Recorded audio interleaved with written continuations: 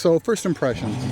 Actually, the first time I saw an 8 wasn't the M8. It was an 850M, and I was living in Atlanta at the time. Went to BMW of Atlanta for service. I had a BMW 435M Sport at the time. Saw this. So this was 2019. It was brand new model. Looked great. The one that was there was a matte silver, and it was really, really striking. Of course, I looked at the build sheet and the price tag, and I'm like, no way I'm ever going to be able to afford one of those things. As far as, how I view it when it's sitting still, composed, coiled, a little aggressive. Got a bit of a confidence about it, at least how I built it. Doesn't necessarily have to prove anything, but I'm willing to try if you want to try. I've tried to pay attention to the details, and every part on there earned its place. Why the M8? Well, that's an interesting question, interesting decision. So at the time, this was 2023, I was looking at a bunch of different options. So my brother-in-law, Cam Byrne, who had just bought his M4, and he was needling me about the fact that, I should have something more than just a little 435. So I started looking. And of course, being at this age, I looked at the Need for Speed Skyline R34s, and I looked at an M4 like his, but a little bit newer, not thinking that the M8 was really in reach. And then one day, my wife and I were on our way to Rochester to sample some garbage plates and do some shopping. While she was in a store doing some shopping, I was on the BMW website just trying to schedule an oil change, and I started scrolling through the cars. Saw the M8 on there. Looked it nice, but like I said, I didn't think I could swing that. We went back to the dealership, and a couple hours later, and a couple bad financial decisions, I had spec'd out both a blue 850 and the M8. And then I looked at the price difference, and I'm just like, if I'm going to spend this much money, I'm going to do what I need or want. About a week later, I get a call that they'd found one in Massachusetts, and I picked it up the following Friday.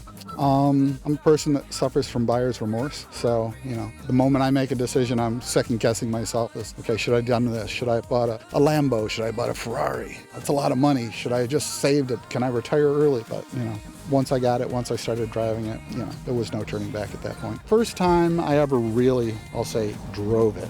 Went to the little speed shop in Rochester for their very first cars and coffee in the spring of 23. And after that, they have a drive down to Watkins Glen. So we took the drive down to Watkins Glen, and they do paced laps around the track. So, the first time we go out, and it's me and my wife, and she's like, slow down, you don't need to go that fast. And we did our laps and came back, and we're like, that was pretty fun, we should do this again. So we had a second set of tickets, and that time we went out and we really let her eat.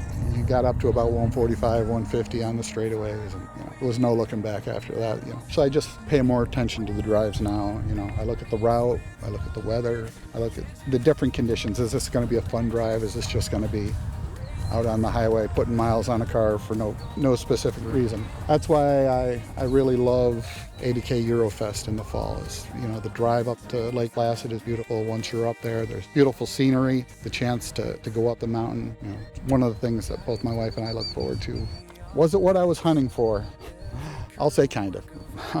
Like I said, I suffer from buyer's remorse. Making any type of purchase like this is a struggle.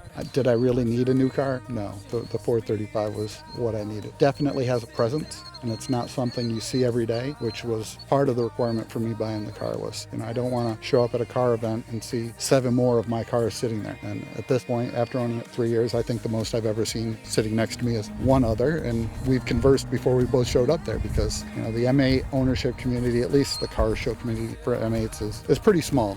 We all have our own little Instagram chat group, and we talk about what's out there for the car, what's the next big event, who's going, can we meet up beforehand and get pictures together, because we are sort of unicorns out there. It's a lot of cars at that price point that other people would gravitate to, but if you're a BMW person, that's the one. I'd spent a lot of money, I'd put a big down payment on it, had huge payments on it, and I'm like not doing anything to it the first year. Then last year I got that itch and I started adding things. So first started with the body kit. And then I got the wheels and the hood and everything else. And, you know, this year I went with the interior and the engine bay and all those little touches every time, you know, spent a lot of agony over what's the right piece, what can I do? And I think it's turned out well so far. This car gives you a lot of control. It inspires a lot of trust in the car. To me, the car is exciting. It's exciting to drive. After one of these events, it's also calming just to put the air conditioning on and the ventilated seats and just drive home in comfort. So that's one of the things I like about it. It's got the performance, it's got the style, plus it's got the luxury of a high series BMW. And where it fits for me, sometimes it's an escape, sometimes it's motivation, other days it's just therapy.